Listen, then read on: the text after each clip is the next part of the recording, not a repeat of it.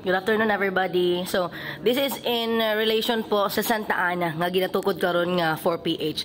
So, kung sa gyud ang target ani nga population ma'am and sir kay ang ato ang magud dito is most of the people there in Taguluan lives in the Pivdec area.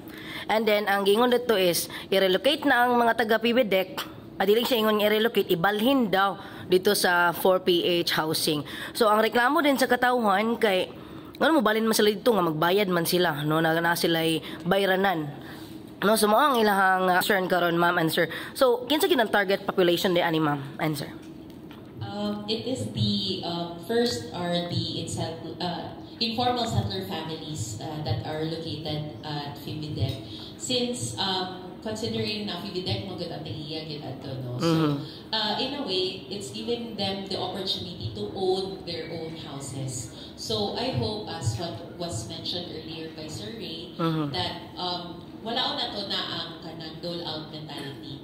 So may magid na nga kanang naaputay where there is also a sense of pride in us whenever we have to work something hard for. So kanang ma-achieve na to nga atong gipaghirapan sad pod.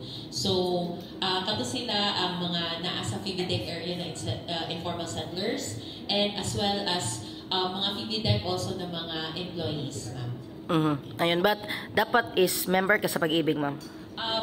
Yes po, sa Pag-ibig, yes. And then, another question po.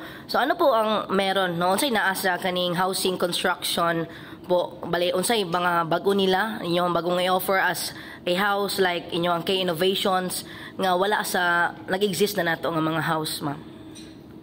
Sa Congress? Yes, sa po. Congress, ma'am. Well, we have a few speakers that would actually talk about mga housing innovations.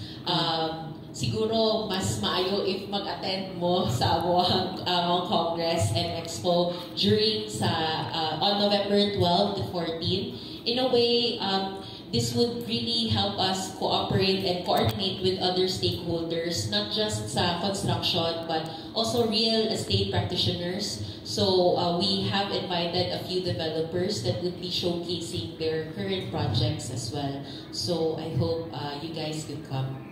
Ayan. Thank you so much, ma'am. Thank you.